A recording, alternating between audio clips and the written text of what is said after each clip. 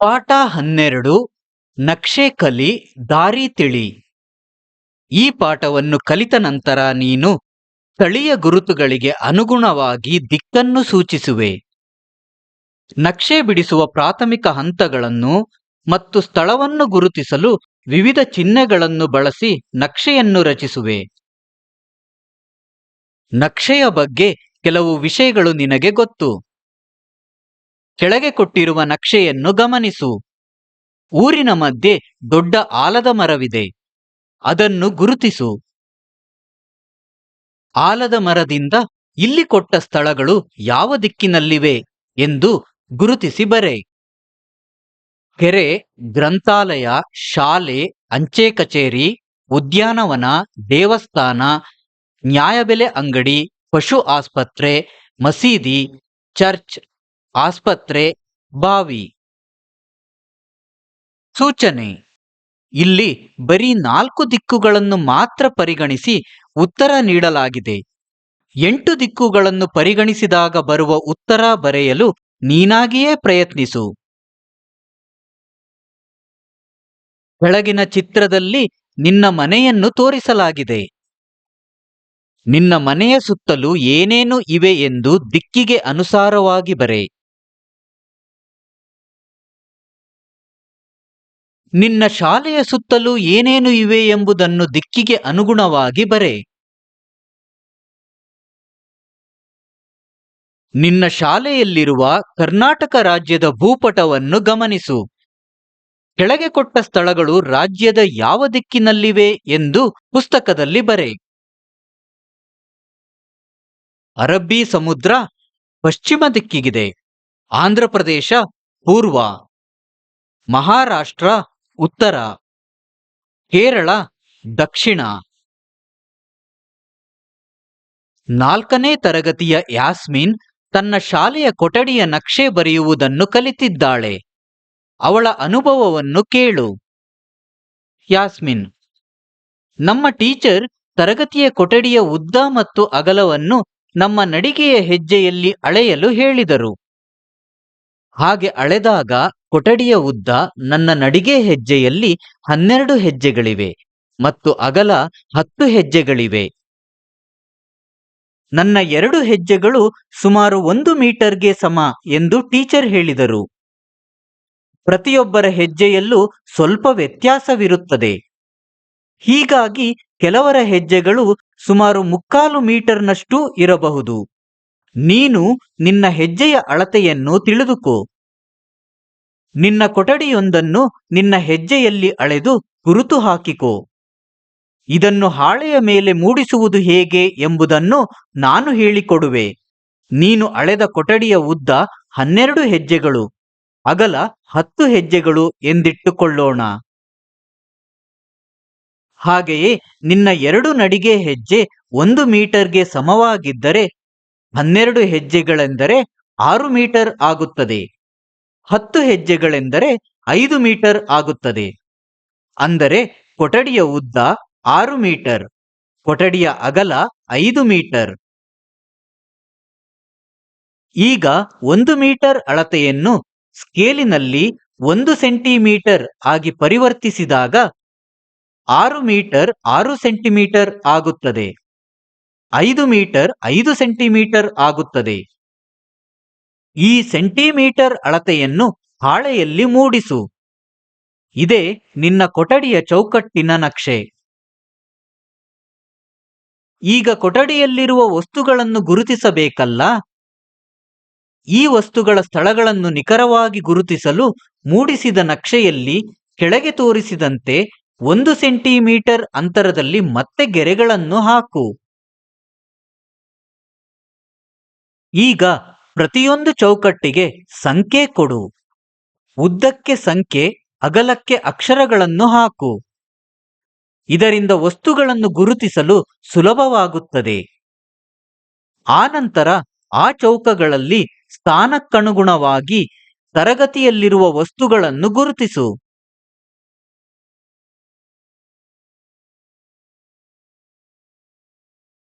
ಒಂದು ಉದಾಹರಣೆಯನ್ನು ಇಲ್ಲಿ ತೋರಿಸಿದೆ. ನಕ್ಷೆಯಲ್ಲಿ ವಸ್ತುಗಳು ಯಾವ ಚೌಕಟ್ಟಿನಲ್ಲಿವೆ? ಗುರುತಿಸು. ಉದಾಹರಣೆ: ಬಾಗಿಲು ಅಗಲ ಆ, ಉದ್ದ 1. ಹೀಗೆಯೇ ಬೇರೆ ವಸ್ತುಗಳನ್ನೂ ಕೂಡ ಗುರುತಿಸು. ಇಲ್ಲಿ ಕೊಟ್ಟಿರುವ ಉತ್ತರವನ್ನು ಗಮನಿಸು. ಯಾಸ್ಮೀನ್ ಹೇಳಿಕೊಟ್ಟಂತೆ ನೀನು ಅಳೆದ ನಿನ್ನ ಶಾಲೆಯ ಅಥವಾ ಮನೆಯ ಕೊಠಡಿಯ ನಕ್ಷೆಯನ್ನು ಹಾಳೆಯಲ್ಲಿ ಮೂಡಿಸು. ಅಲ್ಲಿರುವ ವಸ್ತುಗಳನ್ನು ನಕ್ಷೆಯಲ್ಲಿ ಗುರುತಿಸು. ಓದಿ ತಿಳಿ. ನಕ್ಷೆಗಳ ಮೂಲಕ ವಿಶಾಲವಾದ ಪ್ರದೇಶವನ್ನು ಚಿಕ್ಕದಾಗಿ ಮೂಡಿಸಬಹುದು. ನಕ್ಷೆಯ ಚೌಕಟ್ಟುಗಳು ವಸ್ತುಗಳ ಸ್ಥಾನವನ್ನು ನಿಖರವಾಗಿ ತಿಳಿಸಲು ಸಹಾಯ ಮಾಡುತ್ತವೆ. ಅನ್ವರ್ ತಾಲೂಕು ಕಚೇರಿಯನ್ನು ದಾರಿಹೋಕರೊಬ್ಬರಿಗೆ ತೋರಿಸಿದ ರೀತಿ ಹೀಗಿದೆ. ಮುಖ್ಯ ರಸ್ತೆಯ ಮಧ್ಯೆ ಗಾಂಧಿ ವೃತ್ತವಿದೆ. ಅದರ ಪೂರ್ವಕ್ಕೆ ಹೋದರೆ ಬಲಭಾಗದಲ್ಲಿ ಮೊದಲು ಹೋಟೆಲ್ ಸಿಗುತ್ತದೆ. ಅದಾದ ಮೇಲೆ ವಿದ್ಯಾರ್ಥಿ ನಿಲಯ. ಇನ್ನೂ ಮುಂದಕ್ಕೆ ಅಂಚೆ ಕಚೇರಿ ಇದೆ. ಆಮೇಲೆ ಶಾಲೆ ಇದೆ. ಅದರ ಪಕ್ಕದಲ್ಲೇ ತಾಲೂಕು ಕಚೇರಿ ಇದೆ. ಶಾಲೆಯಿಂದ ಸುಮಾರು 20 ಮೀಟರ್ ಆಗಬಹುದು. ಹೆಜ್ಜೆಗಳ ಮೂಲಕ ಅಂತರವನ್ನು ಅಳೆದಿದ್ದೇನೆ. ದಿಕ್ಕು ಮತ್ತು ಭೂಗುರುತುಗಳ ಸಹಾಯದಿಂದ ಗಾಂಧಿ ವೃತ್ತದಿಂದ ತಾಲೂಕು ಕಚೇರಿಯ ಮಾರ್ಗದ ಸರಳ ನಕ್ಷೆಯನ್ನು ಅನ್ವರ್ ತಯಾರಿಸಿದ್ದಾನೆ. ಇಲ್ಲಿ ಕೊಟ್ಟಿರುವ ನಕ್ಷೆಯನ್ನು ಗಮನಿಸು.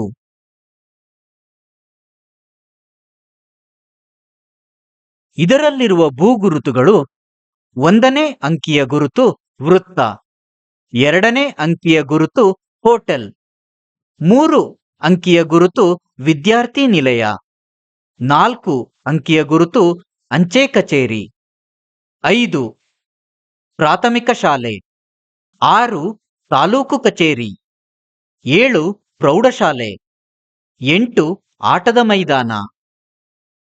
ಒಂದು ವಾಕ್ಯದಲ್ಲಿ ಉತ್ತರಿಸು. ವಿಶಾಲ ಪ್ರದೇಶವನ್ನು ನಕ್ಷೆಗಳಲ್ಲಿ ಯಾವ ಅಳತೆಯಲ್ಲಿ ಮೂಡಿಸುತ್ತಾರೆ? ವಿಶಾಲ ಪ್ರದೇಶವನ್ನು ನಕ್ಷೆಗಳಲ್ಲಿ ಚಿಕ್ಕದಾಗಿ ಸೆಂಟಿಮೀಟರ್ ಅಳತೆಯಲ್ಲಿ ಮೂಡಿಸುತ್ತಾರೆ. ನಕ್ಷೆಯಲ್ಲಿ ವಸ್ತುಗಳ ನಿರ್ದಿಷ್ಟ ಸ್ಥಾನವನ್ನು ಹೇಗೆ ತಿಳಿಸಬಹುದು? ನಕ್ಷೆಯಲ್ಲಿ ವಸ್ತುಗಳ ನಿರ್ದಿಷ್ಟ ಸ್ಥಾನವನ್ನು ಅದು ಇರುವ ದಿಕ್ಕು ಮತ್ತು ಭೂಗುರುತುಗಳಿಂದ ತಿಳಿಸಬಹುದು. ಚೌಕಾಕಾರದ ಕೊಠಡಿಯಲ್ಲಿ ಒಂದು ಮೇಜು ಮತ್ತು 4 ಕುರ್ಚಿಗಳನ್ನು ಜೋಡಿಸಬೇಕಾಗಿದೆ. ಅವನ್ನು ಕೊಠಡಿಯ ನಕ್ಷೆಯ ಯಾವ ಚೌಕಟ್ಟಿನಲ್ಲಿ ಜೋಡಿಸುವೆ? ಇಲ್ಲಿ ಕೊಟ್ಟಿರುವ ಚಿತ್ರವನ್ನು ಗಮನಿಸು. ನಿನ್ನ ಮನೆಯಿಂದ ಶಾಲೆಗೆ ಹೋಗುವ ಮಾರ್ಗನಕ್ಷೆಯನ್ನು ತಯಾರಿಸು. ಮಾರ್ಗನಕ್ಷೆಯನ್ನು ಬಿಡಿಸಲು ಚಿಹ್ನೆಗಳನ್ನು ಬಳಸು. ಇಲ್ಲಿ ಕೊಟ್ಟಿರುವ ಚಿಹ್ನೆಗಳನ್ನು ಗಮನಿಸು. ಮನೆ, ದೇವಾಲಯ, ಮಸೀದಿ, ಚರ್ಚ್, ಶಾಲೆ, ಕೊಳ, ಅಂಚೆ ಕಚೇರಿ, ಬಾವಿ, ಮರ. ನಕ್ಷೆಗಳನ್ನು ಬಿಡಿಸಿದ ನಂತರ ನಿನ್ನ ಗೆಳೆಯರೊಂದಿಗೆ ನಕ್ಷೆಗಳನ್ನು ಬದಲಾಯಿಸಿಕೋ. ನಕ್ಷೆಯನ್ನು ನೋಡಿ ನಿನ್ನ ಗೆಳೆಯರ ಮನೆಗೆ ಹೋಗುವ ದಾರಿ, ದಿಕ್ಕು ಮತ್ತು ಭೂಗುರುತುಗಳನ್ನು ತಿಳಿದುಕೋ. ಮಾರ್ಗದ ನಕ್ಷೆಗಳನ್ನು ಭೂಗುರುತುಗಳು ಹಾಗೂ ದಿಕ್ಕುಗಳ ಸಹಾಯದಿಂದ ರಚಿಸಬಹುದು. ಬಸ್ಸು ಚಲಿಸುವ ಮಾರ್ಗವನ್ನು ಬಾಣದ ಗುರುತಿನಿಂದ ಈ ಸರಳ ನಕ್ಷೆಯಲ್ಲಿ ಗುರುತಿಸಲಾಗಿದೆ. ಬಸ್ಸಿನಲ್ಲಿ ಕುಳಿತು ಪ್ರಯಾಣಿಸುತ್ತಿರುವಾಗ ಕಾಣುವ ಭೂಗುರುತುಗಳನ್ನು ಹೇಳು. ಬಾಣದ ಗುರುತು ತೋರಿಸುವ ಹಾಗೆ ಬಸ್ಸು ಸಾಗುತ್ತಿದ್ದರೆ ಭೂಗುರುತುಗಳನ್ನು ಹೀಗೆ ಹೇಳಬಹುದು. ಇದನ್ನು ಗಮನಿಸು.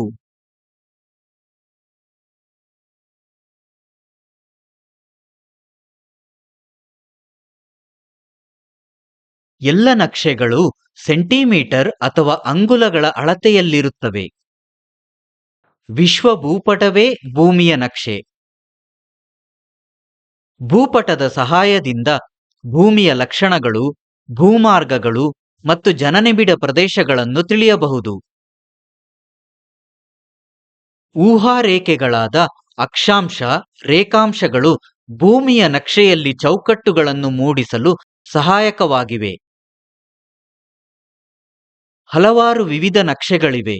ಉದಾಹರಣೆಗೆ ಭೌಗೋಳಿಕ, ಪ್ರಾಕೃತಿಕ, ಮಣ್ಣಿನ ನಕ್ಷೆ, ಹವಾಮಾನದ ನಕ್ಷೆ, ರೈಲು ಮಾರ್ಗವನ್ನು ತೋರಿಸುವ ನಕ್ಷೆ ಇತ್ಯಾದಿ. ಮೊಟ್ಟ ಮೊದಲ ನಕ್ಷೆಗಳನ್ನು ಈಜಿಪ್ಟಿನ ರಾಜರು ತಮ್ಮ ಆಳ್ವಿಕೆಯಲ್ಲಿರುವ ಪ್ರದೇಶಗಳನ್ನು ತಿಳಿಯಲು ರಚಿಸುತ್ತಿದ್ದರು ಎನ್ನಲಾಗಿದೆ. ಮೊಟ್ಟ ಮೊದಲ ಭೂಮಿಯ ನಕ್ಷೆಯನ್ನು ಗ್ರೀಕ್ ದೇಶದವರು ಕ್ರಿಸ್ತಪೂರ್ವ 540ರಲ್ಲೇ ರಚಿಸಿದ್ದರು ಎನ್ನಲಾಗಿದೆ.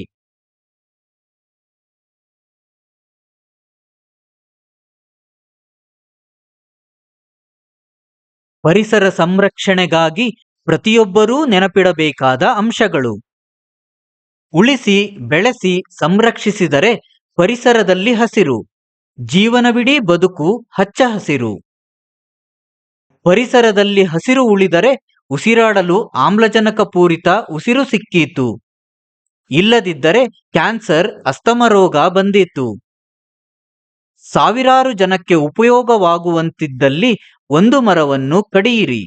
ಆದರೆ ಆ ಜಾಗದ ಸುತ್ತಮುತ್ತ ಗಟ್ಟಿಯಾಗುವಂತೆ 2 ಗಿಡಗಳನ್ನು ನೆಟ್ಟು ಮರವಾಗಿಸಿ. ಸಂರಕ್ಷಿಸದಿದ್ದರೆ ನೀವಿಂದು ನೈಸರ್ಗಿಕ ಸಂಪನ್ಮೂಲಗಳನ್ನು ನಾಳೆ ರಕ್ಷಿಸುವವರಾರು ನಿಮ್ಮನ್ನು? ಬದುಕಿ ಸಾಯುವುದು ಬೇಡ ಮಾಲಿನ್ಯತೆಯ ಪರಿಣಾಮದಿಂದ. ಇನ್ನು ಮುಂದೆ ಮಾಲಿನ್ಯತೆಯ ಅಳಿಸಿ ಬದುಕೋಣ ಮಾನವೀಯತೆಯಿಂದ. ಬೇಗ ಪ್ರಾರಂಭಿಸಬೇಕು ನೈಸರ್ಗಿಕ ಸಂಪನ್ಮೂಲಗಳ ಸಂರಕ್ಷಣೆಯ ಯಾಗ. ಇಲ್ಲದಿದ್ದರೆ ನಶಿಸಿ ಹೋಗುವವು ಜೀವರಾಶಿಗಳು ಬೇಗ. ವೈಜ್ಞಾನಿಕ ಅಭಿವೃದ್ಧಿ ಜೀವನಾಧಾರಕ್ಕೆ. ಇದು ಮಾರಕವಾಗದಿರಲಿ ಮಾನವ, ಸಸ್ಯ ಮತ್ತು ಪ್ರಾಣಿ ಸಂಕುಲಗಳ ಬದುಕಿಗೆ. ಅರಣ್ಯ ಸಂರಕ್ಷಣೆಯ ಕಾರ್ಯಾರಂಭ ದೇಶದ ಅಭಿವೃದ್ಧಿಯ ಪ್ರಾರಂಭ. ನೀರು ಪರಿಸರದಲ್ಲಿ ಜೀವಿಗಳ ಜೀವರಕ್ಷಕ ಶಕ್ತಿ. ಇವೇ ನೀಡುತ್ತಿರುವುದು ನಮ್ಮೆಲ್ಲರಿಗೂ ವಿದ್ಯುತ್ ಶಕ್ತಿ. ಹೆಚ್ಚಾಗುತ್ತಾ ಹೋದರೆ ಪರಿಸರದಲ್ಲಿ ಕರ್ಕಶ ಶಬ್ದ, ಮುಂದೊಮ್ಮೆ ಲೋಕವೇ ಆಗುವುದು ನಿಶ್ಶಬ್ದ.